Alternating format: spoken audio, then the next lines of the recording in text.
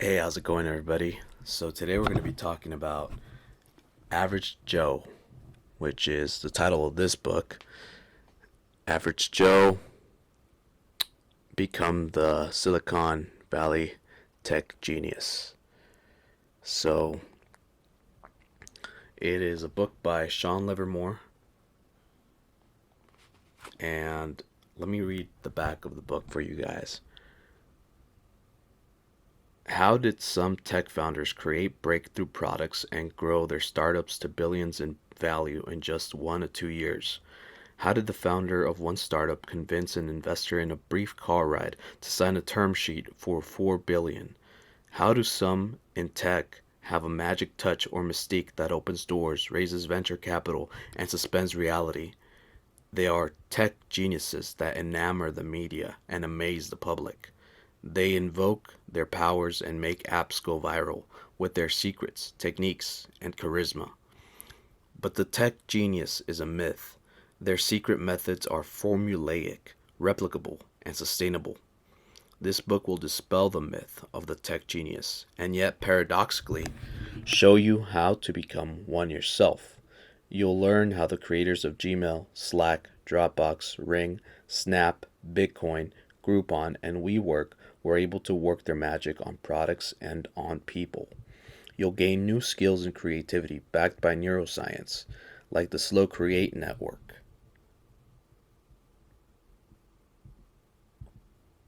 Actually, like the Slow Create Framework, the Sustainable Mystique Triad, and the Mindless Work Ladder. These new tools, along with plenty of true stories and hard evidence, will help any average Joe in tech develop their ideas, narrow their focus, and refine their communication until their friends, family, and coworkers start calling them a tech genius. So that's the gist of this book, and I'm going to read a little bit inside of the chapter that is called Creativity. I actually took some notes here on my phone. Um, so the chapter is called Creativity, Person versus Process. And these notes are straight from the book. I basically just jotted them down word for word. And I also jotted down some of my thoughts on some of the ideas. So take this as a kind of like a maybe a little summary of that chapter. And I will be doing uh I will be doing another video, a part 2 to this one, and maybe a couple more parts because it's a long chapter with a lot of information. But I'm gonna start with the basics that it gives us in the beginning of the chapter, and we'll go from there. So, here we go. There are usually creative processes that come into play when someone is creating, and it's not just some magic that is done when creating something new. A lot of people have the misconception that you either have or don't have creativity, or that you either are or aren't creative. But anyone has the ability to create, and every creation is valid. Everyone should be able to create. The subconscious has been shown to play a big part in solving problems. The brain has the ability to work on a problem when it's not actively seeing the problem, or in other words, when the brain is not conscious of the problem. It has been shown that we have a default mode network that is active whenever we are at rest and not actively thinking. This has been a major discovery because prior to this, scientists thought there was no activity in the brain when it wasn't active on a problem. And then I have a little kind of thought to this. This to me makes sense in retrospect when I look at past problems I have solved. On difficult problems where I couldn't immediately solve them, I would take a break from them for either a few hours or maybe a couple of days. And when I would come back to it, there were times where I just formulated the right question to ask myself or the right insight, and that insight was the key to solving the problem. Whenever this happened to me, it was surprising and astonishing that it just clicked almost immediately, and it made me wonder why I didn't see this obvious answer the day I was initially solving the problem. It seems like magic, but I always knew there was something magical at work inside the brain. I sometimes had a hard time letting go of the problem I was having. I sometimes had a hard time letting go of the problem I was having trouble solving because I wanted to solve it then and there. But after a lot of times that the magic happened, I have learned that letting go is part of the process, and it's often 10 times more productive to forget about the problem for a while than hitting it straight on with no progress. And I wonder if some of you guys have experienced that in your own problem solving activities. And then it goes on to say Graham Wallace, the author of The Art of Thought, converged and galvanized the notions of a German doctor, Hermann von Helmholtz, and a French mathematician, Henri Poincaré. Wallace's premise and his comprehensive communication of that premise became a landmark moment in cognitive science and set the stage for reverse engineering creativity itself.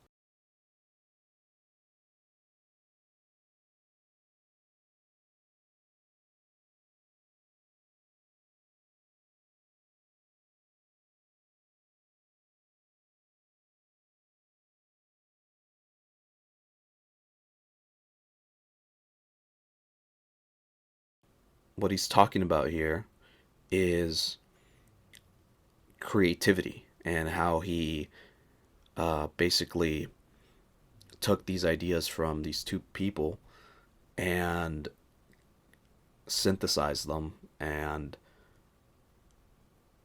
added some of his own theories into how creativity can be stimulated. So here is his four-step, um, I guess, theory on creativity and problem solving. So here we go. There's four steps, and the first step is preparation. Second step is incubation. The third step is illumination, and the fourth step is verification. So let's go in order. Preparation is where one seeks to fully understand the problem domain, absorbing all known factors around it. Wallace described it as a stage in which the problem was investigated in all directions. Poincaré described preparation as hard, conscious, systematic, and fruitless analysis of the problem. In preparation, one can develop what Wallace called a problem attitude, where the mind shifts its energies into trying to solve the problem and calibrates itself toward that end. And then there's step number two, incubation. It is a slow motion period where one processes the subject matter, but beyond quiet consideration, it's also a time when one can literally not think about the thing. An interval free from conscious thought, according to Wallace, was true incubation. It's the non thinking time, slowing down and relaxing outdoors, allowing a breeze to sway the hammock gently. In that relaxation, Wallace believed the subconscious mind is at work. It's crunching the numbers and leaking out answers as breadcrumbs, found later by the conscious mind. Wallace's statement, a series of subconscious and involuntary mental events may take place during the period, rings true as we dig deeper into the quiet zone of creativity. The third step is illumination. It is a moment of insight.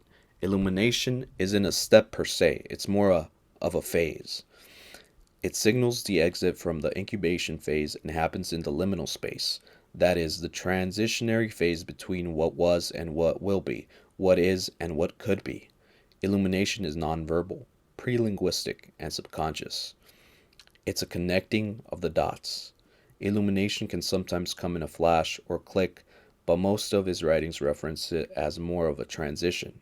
Most of the time, it's a state of becoming aware of what is yet possible after attempting all other methods deemed not possible. And finally, we have the final step, which is the fourth step called verification. The final step is the process where the validity of the idea is tested and the idea itself is reduced to exact form. Verification is a consolidating step where an idea is curated and crystallized into its more accurate and specific depiction. All failed attempts to solve a problem are released from memory, and the innovation itself remains, as it were, a solved riddle. So, here, these four steps, Wallace tries to recreate the problem solving um, thought process, which involves creativity. And with this theory that he has, these four steps, theoretically, if you follow these steps, you can also, in theory, create creatively. So it's just kind of something to be aware about if you are trying to solve a problem, or if you have a creative block. This information should help you out a little bit better into solving your problem at hand. And it's kind of illuminating to see how the creative process is delineated into like a succinct theory using specifics. So hopefully that gave you some insight into that, into creativity. And as I mentioned in the beginning, anybody should be able to create, and everybody has the capacity to be creative. And I think a lot of people get hung up sometimes on whether you're a creative person or not. And that's maybe like the wrong question to ask. It's more about practicing your creative muscle and knowing what helps you create. Because everybody has different methods of creativity, their own process. And it's counterproductive to think that just some people have it and some people don't. But by dispelling that myth of creativity, I think a lot of people can be enabled to create things that otherwise they wouldn't have created because they thought that maybe they couldn't do it. But that's the end of the notes for this video. And hopefully you got some information that you can kind of massage in your brain, thinking about it throughout your day or whenever it pops up into your mind this week, and just see what you think about creativity. Did you have this erroneous thought also that some people have creativity and some people don't? And also, maybe you want to explore where you got that belief. If you can identify the source or when you started believing that, I think you guys would find that pretty interesting. And now that you know it's not like that, I wonder how you changed in this moment, knowing that you are capable of creativity. But maybe you already knew you were a creative person. So, for those people, what is your process to create? That's my question that I pose to you guys. I want to know a little bit about your process, what helps you get into that creative flow, and can you trigger it on command? That's another question I have for you guys that already exercise your creative muscle. So I'll leave you guys with that, and I'll be posting another video continuing this chapter. It's probably going to be like a 5-part um, video series of just this chapter. But yeah, so ponder those questions, ponder your answers, and leave them in the comment section below. I'll be able to read them, and maybe we can discuss a little bit about some of your guys' processes and thoughts in the next video. Or if not, maybe till the end of the series. So yeah, that's been, I guess we're going to call this Hugh's Reading Corner. So that's been a session there, and I'll see you guys next time.